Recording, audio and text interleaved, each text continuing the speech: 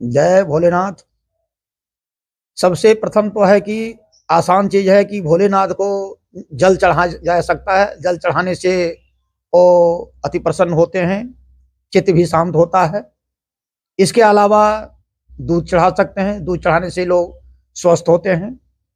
इसके बाद इत्र भी चढ़ा सकते हैं, मन की शांति के लिए, मन की शुद्धि के लिए। दही अगर चढ़ाएंगे तो जीवन में स्थिरता होगा। घी चढ़ाने से बलवान लोग होता है। और शक्कर, जिसको चीनी बोलते हैं, जस वैभव की फल की प्राप्ति होगी। और केसर चढ़ाएंगे तो इस प्रकार मन की अभिलाषा पूरी होती है। चंदन अगर चढ़ाएं तो मान सम्मान प्राप्त होगा, मिलेगा। शहद चढ़ाने से वाणी में मधुरता आती है, मीठापन आवेगा। और सबसे उत्तम है भांग चढ़ाने से भोलेनाथ प्रसन्न होते हैं।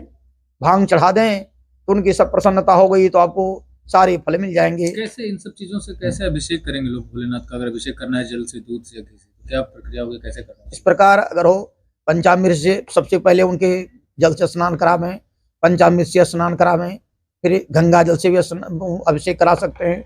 दूध से अभिषेक कराने के बाद सबकी फल की प्राप्ति हो जाती है। फिर इसके बाद एक गन्ना का रस भी होता है, फल का रस भी होता है। ये सभी सारी समृद्धियां फल की प्राप्ति होती है करने से। अच्छा, और भगवान भोलेनाथ की पूजा में और कौन कौन सी चीजें हो सकती हैं जो इस्तेमाल में लाई जा सकती हैं? जैसे सिंदूर नहीं चढ़ाना चाहिए भोलेनाथ को। भोलेनाथ को सिंदूर नहीं चढ़ाना चाहिए। चंदन चढ़ाया जा सकता है, पीला चंदन चढ़ाया जा सकता है, चढ़ा सकते हैं। इसके अलावा आंख है, धतूरा है, कनेली है। इस प्रकार जो धतूरे का फल भी है उसका भी इस्तेमाल किया जा सकता है।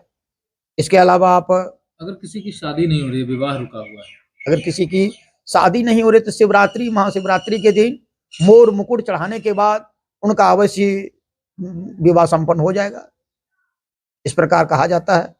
मांगलिक दोष भी संपन्न होता है, केसर चढ़ा दें तो अगर मांगलिक दोष है जिनके पर, वह मांगलिक दोष भी मिट जाता है केसर चढ़ाने के बाद। मांगलिक दोष और विवाह से याद आया कि अगर हमारे यहाँ परिपाटी है हिंदू धर्म में, अपने खास करके इस इलाके में, कि महाशिवरात्रि के पहले विवाह कार्यक्रम नहीं होते। लोग इंतजार करते हैं महाशिवरात्रि समाप्त होने का, उसके बाद ही हमारे यहाँ पे वैवाहिक कार्यक्रम। क्या कारण है इसका? इसके पीछे का कुछ कारण है? इसका कारण है कि जो भी विवाह कार्य का समय मुहूर्त होता है, पहले भोलेनाथ का विवाह उत्सव मना दिया जाता है। मनाने के बाद फिर जो भी दोष पाप जो भी रहते हैं सब मिट जाते हैं। फिर लोग हम लोग अपना विवाह कार्य संपन्न कराते हैं। खास कर यही बात है। अच्छा, एक और सवाल इससे निकल के आता है